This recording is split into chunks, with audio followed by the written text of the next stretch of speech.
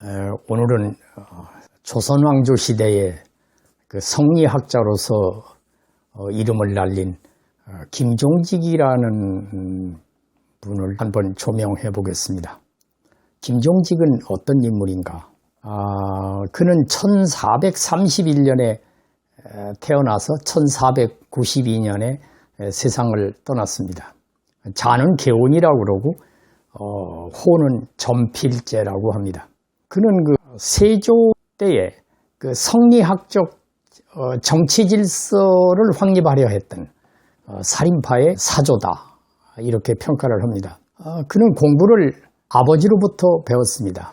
아버지 김숙자는 누구한테 공부를 했는가 하면 고려 말 조선조 초기에 그 고려 때 사문이라고 부르는 야은 길제로부터 배웠습니다.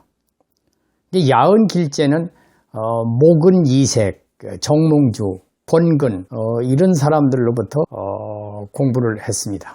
그러면 김종직은 과연 일생 동안에 어떤 특별한 일이 있었는가? 세 가지를 가지고 여러분들께 소개를 하겠습니다.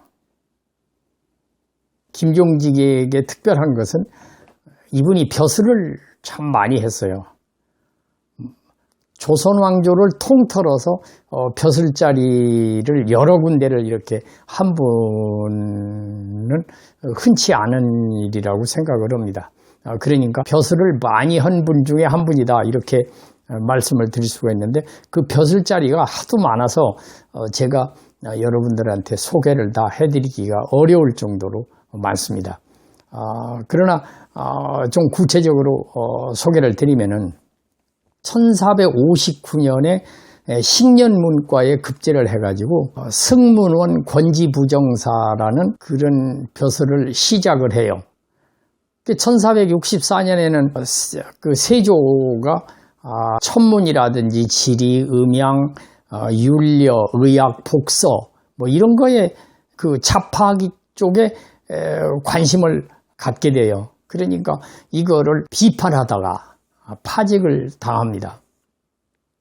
이듬해 경상도 병마 그 평사라고 하는 자리로 복직을 했고, 1467년에는 수찬을 했고, 이듬해에 이조좌랑, 1469년에는 예문관 수찬 지제교 겸 경연 검토관을 했고, 춘추관 기사관에 임명되었다가 어머니를 모신다고 해서 함양군수로 가게 됩니다. 1471년에는 봉열대부, 봉정대부, 그리고 1473년에는 중훈대부에 올랐고, 1475년에는 중직대부를 거쳐서 통훈대부로 승진을 합니다. 이듬해 잠시 지승문원사를 맡았으나 다시 선산부사로 나가게 됩니다. 1482년에는 왕의 특명으로 홍문관 응교 지제교 겸 경연시강관을 했고요. 춘추관 편수관에 임명되었고, 직제학을 거쳐서 이듬해 동부승지, 우부승지, 좌부승지, 도승지 등 승정원의 여러 벼슬을 하게 됩니다. 이어서 이조참판에 올랐고, 홍문관 제학을 했고, 예문관 제학을 했고, 경기도 관찰사 겸 개성유수를 하게 됩니다. 후에 전라도 관찰사 겸 전주부윤을 했고, 병조참판 등을 역임을 합니다. 1489년에는 공조참판을 했고, 또 형조판서에 이어서 지중추부사에 올랐지만은 병으로 물러나서 1492년에 세상을 떠나게 됩니다. 이루 헤아릴 수 없는 관직을 거쳤던 아주 특이한 이력을 가지고 있습니다. 두 번째는 관리로서 이렇게 국사를 처리하는데 굉장히 바쁠 때인데도 서당을 열어서 많은 학자들을 길러냅니다. 그 제자들을 보면은 김경필이라든지 정여창, 이승헌, 홍유손, 김일손, 손중돈, 이목, 그 밖에도 권경유, 남군, 이심원, 최부 등이 있습니다. 그 외에도 김종직의 문화생이거나 성리학파의 학맥을 이어간 많은 제자들을 길러냈고 뒤에는 정암조강조까지 이어짐으로써 명실상부한 살인파의 거두로 자리매김을 합니다. 세 번째의 일은 부관참시를 당하는 일입니다. 부관참시는 조선왕조 시대에 한명회도 그렇고 여러 사람이 부관참시를 당한 일이 있습니다. 그러나 이 부관참시라고 하는 것이 그 당시의 정서로서는 개인적으로도 좀 치욕일 수도 있고 또 가문에서도 불행한 일이기도 하고 충격적인 사건이라고 아니할 수 없습니다. 1498년에 연산군 그 사년인데 그 당시에 그 제자였던 김일손이 사관으로 있으면서 사초에 수록한 그 조의제문의 내용이 문제가 돼가지고 부관참시를 당하고 생전에 저술을 했던 책들이 모두 불살라 없어지는 치욕을 당하게 됩니다. 여기서 잠깐 조의제문이란 무엇인가?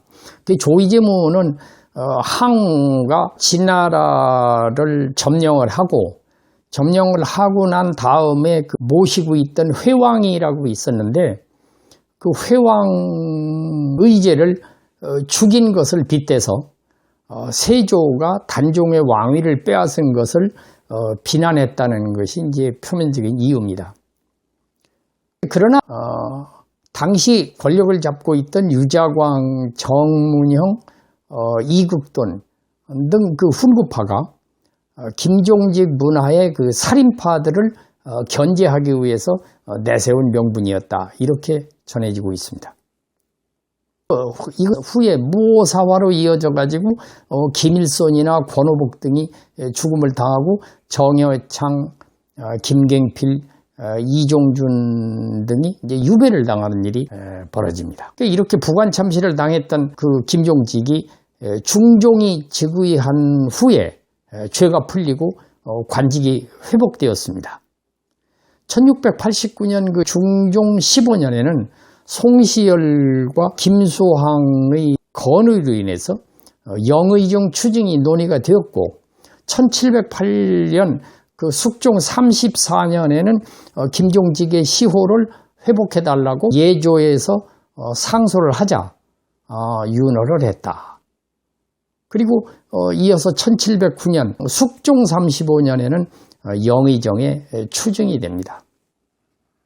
조선 후대 선비들은 김종직이 정몽주 길제 항맥을 기승했고 살인의 거두라는 점을 평가하면서도 그가 살아온 그 삶이나 정치적 성향에 대해서는 박한 점수를 주는 사람도 있었다고 합니다. 홍길동전의 저자 그 허균은 김종직을 가리켜서 조의제문을 지어서 세조를 비판할 양이면은 그가 재위할 때 세조가 재위할 때 그의 조정에 나가서 벼슬을 한 것은 자기 주장에 대한 모순이다. 이렇게 평가하기도 했고 그의 제자였던 김경필은 스승인 김종직이 고위 관직에 있으면서 좀 더 임금에게 올바른 정책을 간하지를 않았다. 이렇게 비판을 하기도 합니다. 그리고 퇴계 이황 선생은 김종직을 가리켜서 시가 화려하다, 이렇게, 그때 당시 시만 화려하다, 이런 뜻으로 하지 않았는가, 이렇게 싶고요. 그 다음에 성호 이익 같은 이는, 그는 문사일 뿐이다, 문사였다, 글을 잘하는 선비다, 이런 정도로, 평가를 했다고도 합니다.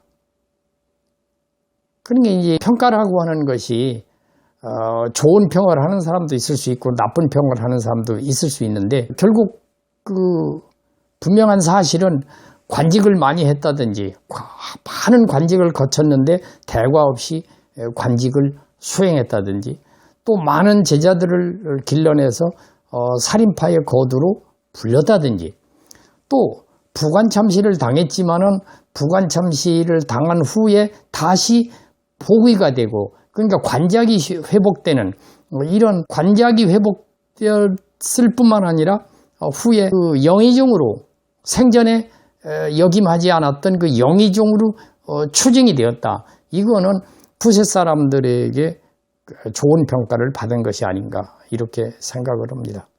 오늘날에도 사람들에 대한 평가는 각각 다릅니다.